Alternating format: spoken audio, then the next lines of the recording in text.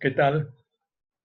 No sé si es buenos días, buenas tardes o buenas noches. Depende de la hora en que ustedes tengan a bien ver este video.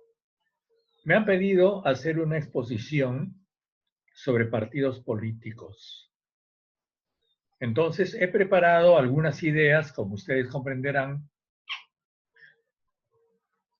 La idea de partido político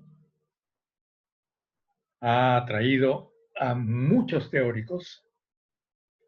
Yo me voy a referir solamente a algunos y a lo que yo creo que son características interesantes, importantes para analizar el tema de los partidos políticos desde un país como el Perú.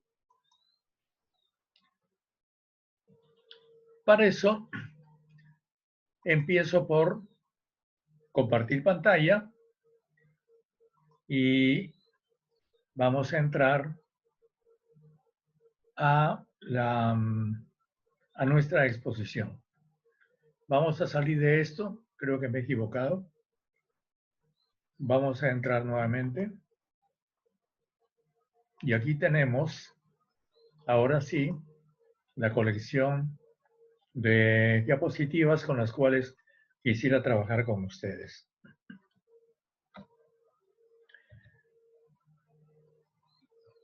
¿Quiénes son los teóricos que han trabajado el tema de los partidos políticos? Muchísimos, pero yo quisiera destacar especialmente tres. Giovanni Sartori, seguramente ustedes lo conocerán, es el famoso autor de Homo Videns, que es su obra clásica, pero él tiene muchas obras sobre partidos políticos. El otro es Maurice Duverger y también el gran clásico Max Weber, que analizó los partidos políticos de su época en Alemania. Tenemos que recordar que Max Weber vivió incluso hasta la experiencia de la República de Weimar, que fue la república fracasada alemana de 1919, que acabó, como todos sabemos, en la hiperinflación y pues en una catástrofe política que terminó en el nazifascismo en Alemania. Max Weber dice que los partidos son formas de socialización. Formas de socialización. Quiere decir que a través de los partidos un individuo se socializa, se adapta a la sociedad o es aceptado por la sociedad y que descansan en un reclutamiento formalmente libre. Formalmente libre. Weber siempre subraya esto, formalmente. Eso quiere decir que no eres necesariamente libre, eres formalmente libre. Es decir, la sociedad te acepta como libre, aunque puede que no lo seas. Y estas formas de socialización, según Max Weber, que son los partidos políticos, tienen por fin proporcionar el poder a sus dirigentes. Es decir, lo que define a un partido, según Weber, es el poder.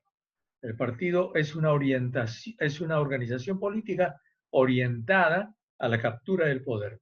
Pero al poder para sus miembros, no. Al poder, dice Weber, para sus dirigentes dentro de su asociación y otorgar por este medio a sus miembros activos determinadas probabilidades, ideales o materiales. Cuando él habla de probabilidades ideales, habla de prestigio. Cuando habla de probabilidades materiales, habla de estabilidad económica, de fortuna, etcétera, etcétera, etcétera.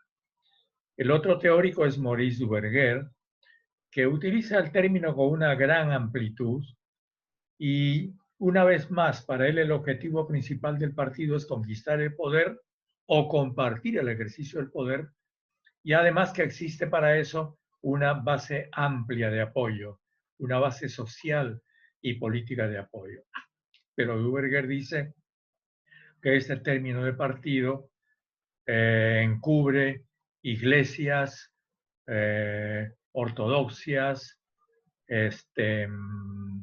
autocracias, jefes que no necesariamente son designados por los miembros, a pesar de las apariencias, a veces son nombrados, cooptados por un centro, y todos ellos tienden, dice Duverger, a formar una clase dirigente, aislada de los militantes, una casta más o menos cerrada sobre sí misma. Miren qué duro es Maurice Duverger. Él habla de una casta. Una casta es bastante decir. Es decir, una casta supone un grupo muy cerrado y hereditario. Por ejemplo, las casas reales son castas, ¿no es cierto? Donde se hereda el poder. Bueno, más allá de Duverger, más allá de Sartori o de Weber, yo creo que es interesante señalar estos caracteres de los partidos políticos que podemos más o menos identificar. Cuando hablamos de un partido político, hablamos de una ideología, un conjunto de ideas que se supone que son comunes a sus miembros. Hablamos de un programa, es decir, lo que ese partido piensa hacer cuando esté en el poder. Hablamos de un financiamiento, el partido tiene que existir con una economía, no puede existir en el aire. Una relación con las clases sociales. Hay partidos que se reclaman como partidos de clase, que pretenden representar una clase. Hay partidos uniclasistas, por tanto, pero hay partidos que dicen somos policlasistas. En el Perú hemos tenido ese fenómeno. En el Perú, en la controversia entre Mariátegui y Haya en los años 30, en el origen de los partidos políticos contemporáneos peruanos, Mariátegui pretendía formar un partido uniclasista, un partido que represente a la clase obrera. Haya La Torre pretendía formar un partido policlasista, un partido que represente a varias clases, que él llamaba un frente de clases, lo que llamó el APRA, una asociación popular y revolucionaria. Ahora, regresemos un poquito a lo que hemos dicho para no pasarnos muy por encima. El financiamiento es fundamental. Hay distintos tipos de financiamiento. Se estima que formalmente, voy a usar siempre el término tan caro para Weber, formalmente los partidos viven de las cotizaciones de sus miembros. Pero todos nosotros sabemos que eso no es cierto en ningún caso. No conozco caso en el mundo de que un partido viva de las cotizaciones de sus miembros. Por lo general, los partidos tienen donantes. Es el caso típico de los partidos norteamericanos. Tanto el Partido Demócrata como el Partido Republicano en los Estados Unidos convocan a banquetes, a grandes comilonas en que se disputan a los millonarios. Entonces, un partido tiene mayor o menor influencia cuanto más o menos millonarios puede convocar o cuanto más fortunas pueda capturar. Entonces, en el caso de los Estados Unidos, los republicanos siempre han sido los partidos, el republicano siempre ha sido el partido de los millonarios más consistentes, más grandes, el demócrata de los millonarios menores, pero ambos tienen donantes y por supuesto las cotizaciones son mínimas en relación al conjunto de presupuesto que estos partidos en los Estados Unidos necesitan para participar en las elecciones. Relación con el aparato gubernamental. Pues siempre un partido debe tener relación con el aparato gubernamental, puesto que está formado para ocupar el aparato gubernamental. Y en la historia peruana y en la historia del mundo podemos encontrar distintas formas de relacionarse con el aparato gubernamental. La primera es la confrontación. Partidos antisistema repudian a todo el sistema político. Es un tipo de partido. Otro partido dice, bueno, yo quiero participar del sistema. son los partidos, a diferencia de los partidos antisistema, son los partidos colaboracionistas, reformistas, que participan en algún lugar del sistema. ¿Y cuáles pueden ser esos lugares del sistema? Muchos.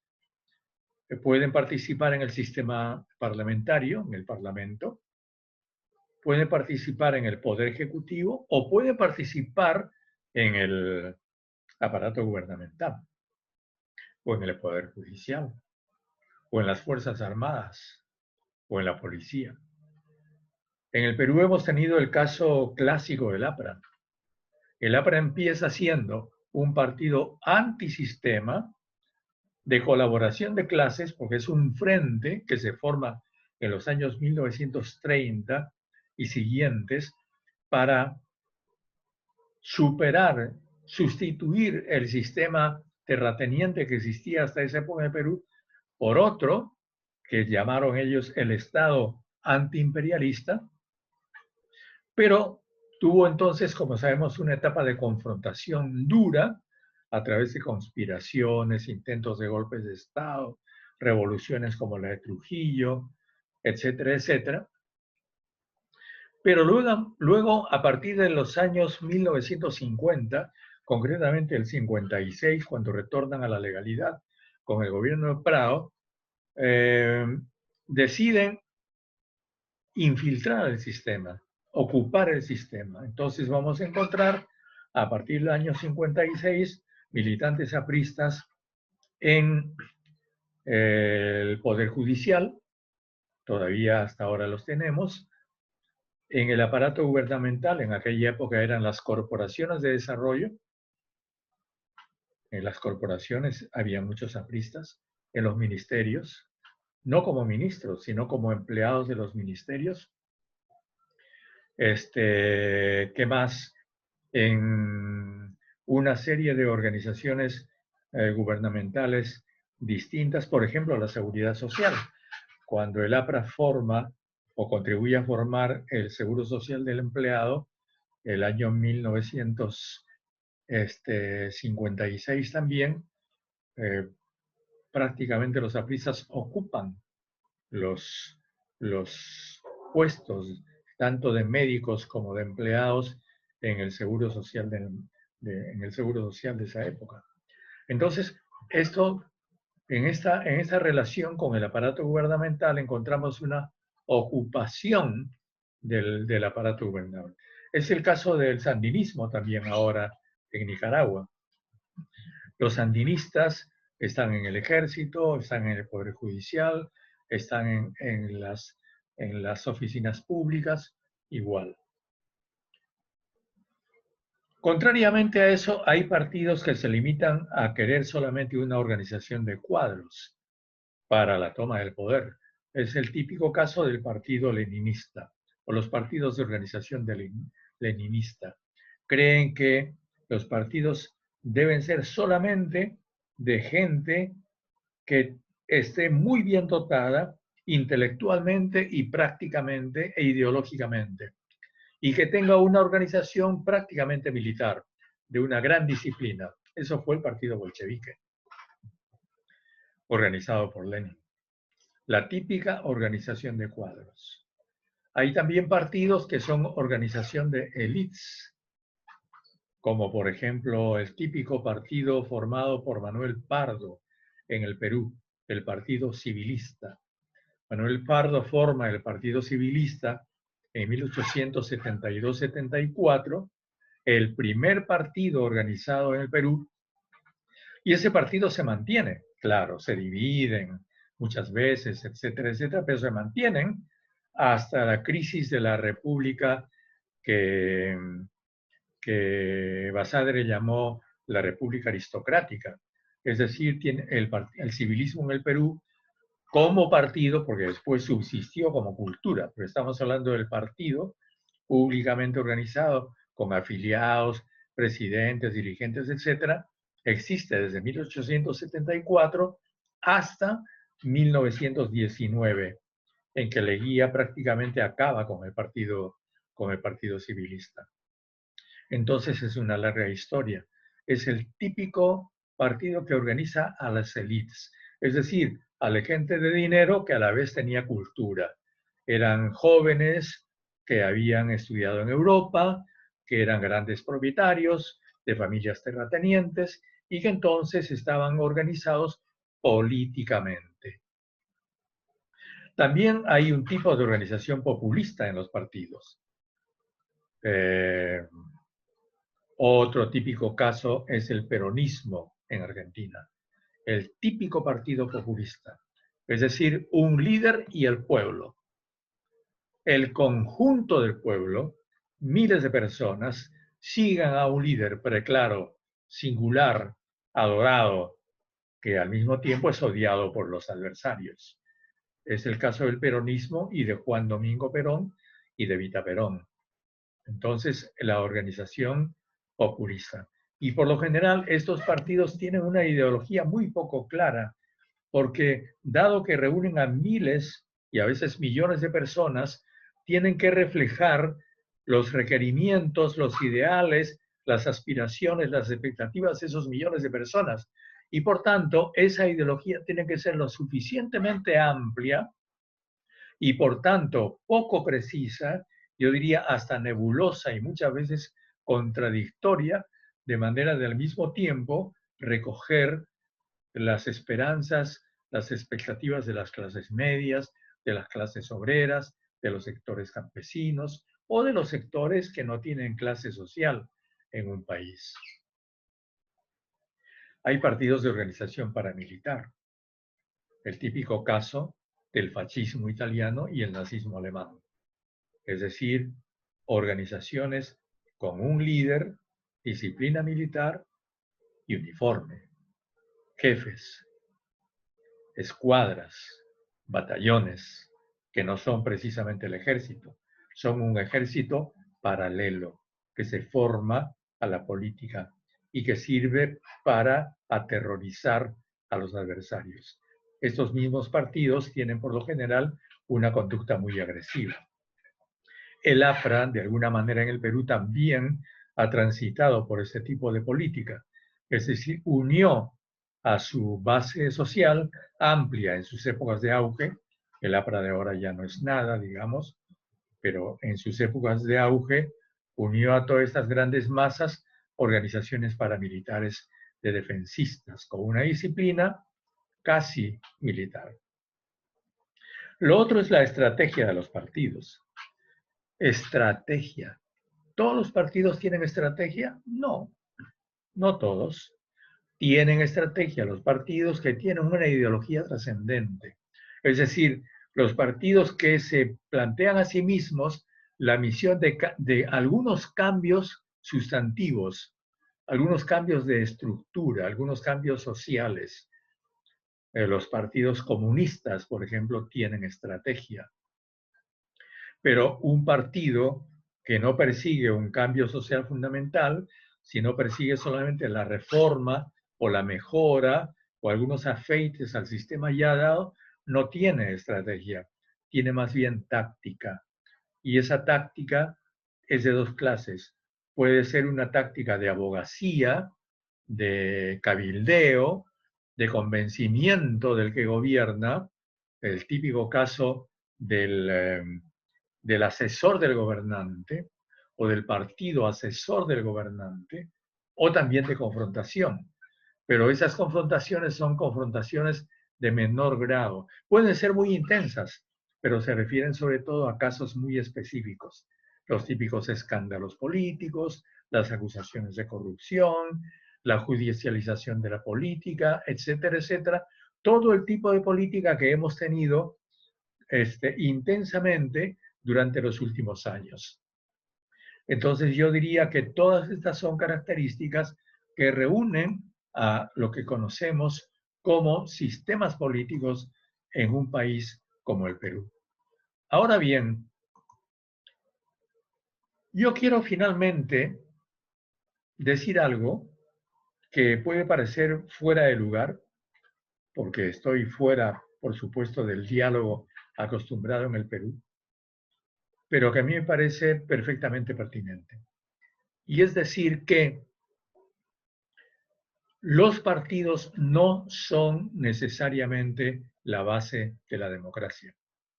Es decir, una democracia no tiene por qué estar exactamente basada en partidos políticos.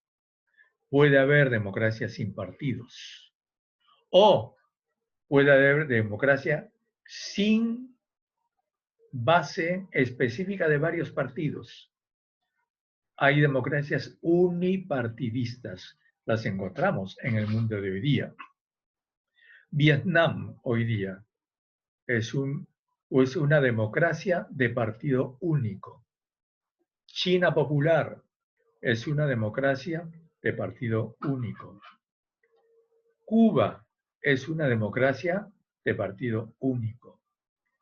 Venezuela es una democracia no de partido único, porque allí hay una asamblea y hay una dura confrontación con una oposición conservadora.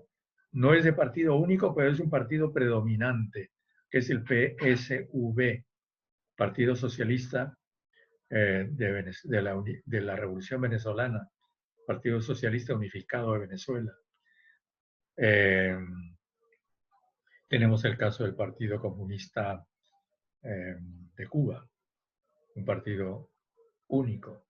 Ustedes dirán, pero no, esas no son democracias, esas son dictaduras de partido. Aquí hay un problema básico, y el problema básico es que hemos pensado que la democracia que hemos heredado bajo su forma, bajo su fórmula inglesa de la monarquía constitucional, o norteamericana, de la democracia bicéfala, es decir, del partido único de dos cabezas, es la única posible. Y no es así. Cuando uno revisa la literatura política, los debates de los mismos padres de la democracia, nos vamos a encontrar con que había muchas observaciones y muchas previsiones, precauciones respecto de lo que podía significar una democracia partida en partidos. Porque la misma idea de partido supone que hay una partición de la conciencia popular. Y esa partición de la conciencia popular divide al país. Y hay momentos en que los países necesitan estar unificados. Y puede haber, por supuesto, el debate, un debate democrático, que se puede dar en un partido único.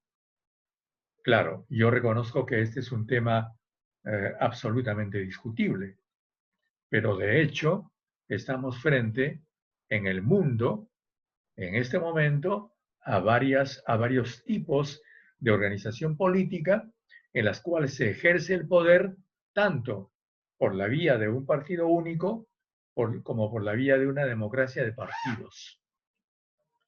Con respecto a la democracia de partidos, siempre observamos que detrás de los partidos, como dice Duvergé y como dice también Weber, hay alguien, siempre hay alguien, y ese alguien es el poder, otro poder, el poder económico, que finalmente es el que determina el financiamiento, la configuración, el programa, la conducta, la estrategia y la táctica de los aparentemente libres y democráticos partidos políticos. Muy bien, yo termino aquí esta exposición. No saco conclusiones, porque yo creo en esto no puede haber conclusiones, sino más bien les he mostrado a través de esta exposición los diversos puntos de vista, los más diversos tipos de partidos políticos que he podido encontrar. Así que dejo de compartir pantalla y me despido de ustedes y les agradezco la atención. Y por supuesto estoy dispuesto a responder cualquier observación, cualquier comentario que ustedes tengan bien hacer sobre esta modesta exposición. Adiós.